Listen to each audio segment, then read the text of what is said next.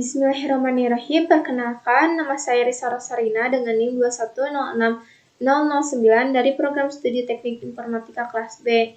Seperti biasa, di sini saya akan memaparkan beberapa pembahasan terkait materi yang telah ditentukan. Langsung saja mengenai deklarasi suatu bahasa dengan aturan menggunakan tata bahasa reguler. Nah, untuk tata bahasa reguler memiliki aturan yang harus dipenuhi. Di antaranya, alfa harus lebih kecil dari beta. Lalu alfa harus satu variabel. Dan beta terdiri dari terminal. Boleh saja memiliki variabel, hanya saja maksimal satu buah. Dan itu pun diletakkan di sebelah kanan. Contohnya seperti berikut ini. Dengan alfa terdiri dari satu variabel, lalu beta terdiri dari terminal dan juga variabel. Dan variabel ini diletakkan di sebelah kanan. Nah, kita akan mengidentifikasikan bahasa L. Terdiri dari F yang terdiri dari M dan N, T terdiri dari A, B, S terdiri dari M, P terdiri dari M menghasilkan AM dan BN, N menghasilkan BN dan AM. Nah, semua aturan produksi memenuhi aturan tata bahasa reguler, sehingga bahasa L termasuk bahasa reguler dan dapat menggunakan automata jenis finite state automata.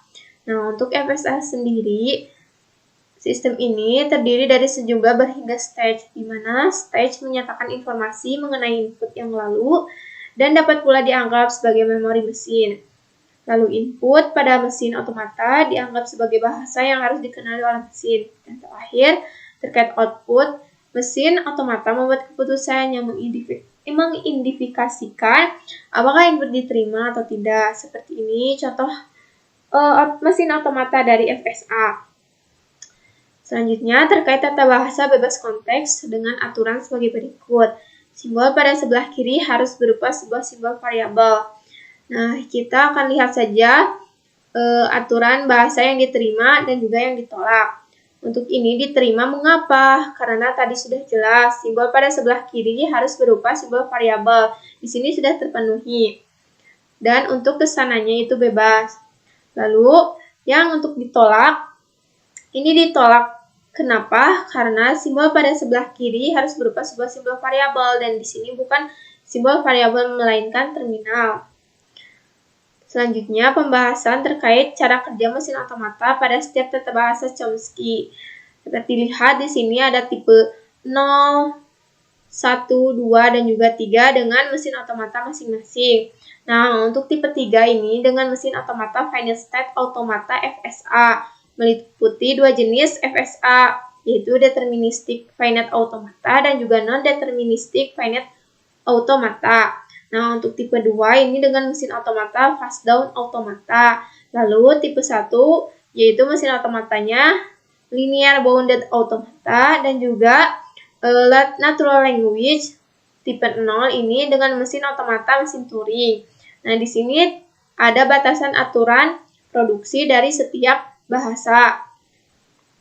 Nah, untuk mesin otomata finite state automata atau FSA terdiri dari stage, input, dan juga output.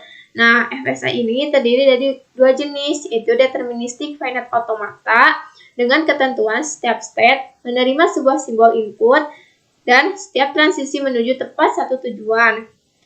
Lalu yang kedua ada non-deterministic finite automata dengan ketentuan stage boleh menerima simbol input atau tidak, dan transisi dapat menuju lebih dari satu stage tujuan. Lalu yang kedua, cara kerja mesin otomata fast down automata. Nah, fast down automata adalah finite automata dengan memori ekstra yang disebut sebagai stack, yang membantu PDA untuk mengenali konteks free language. Nah, mekanisme kerja memori stack adalah menyimpan input pertama pada alamat paling bawah, lalu input berikutnya disimpan pada alamat di atasnya, dan input terakhir disimpan pada alamat paling atas. Perintah operasi yang digunakan untuk menyimpan input pada stack adalah push, sedangkan perintah operasi untuk mengeluarkan input yang telah tersimpan adalah pop. Nah, seperti ini ada 7 tuple untuk PDA. Nah, ini adalah gambar dari mesin otomata PDA. Dan berikutnya ada linear bounded automata. Linear bounded automata adalah mesin Turing non-deterministik yang memiliki 3 kondisi. Di antaranya, alfabet masukannya menginstruksikan 2 simbol spesial, yaitu leave dan right and maker, atau penanda batas kiri dan kanan. Lalu transisinya tidak mencetak simbol lain melebihi and maker. Dan yang terakhir ada transisinya tidak berpindah ke kiri left and maker atau tidak ke kanan right and maker. Linear bounded automata dinyatakan ke dalam 8 tuple seperti berikut ini.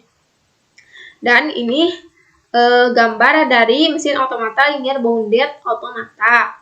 Lalu yang terakhir ada cara kerja dari mesin automata mesin Turing. Mesin Turing adalah sebuah model yang sangat sederhana dari komputer. Secara esensial, mesin Turing adalah sebuah finite automata yang memiliki sebuah tab tunggal dengan panjang tak terhingga yang dapat membaca dan menulis data. Mesin Turing menggunakan notasi seperti IDID pada PDA untuk menyatakan konfigurasi dari komputasinya. Stack pada PDA memiliki keterbatasan akses. Elemen yang dapat diakses hanya elemen yang ada pada top of stack. Pada mesin Turing, memori akan berupa suatu tab yang pada dasarnya merupakan array dari sel-sel penyimpanan. Nah, seperti inilah 7 tupel dari mesin Turing. Dan ini adalah contoh mesin automata dari mesin Turing. Sekian pembahasan yang dapat saya sampaikan. Terima kasih.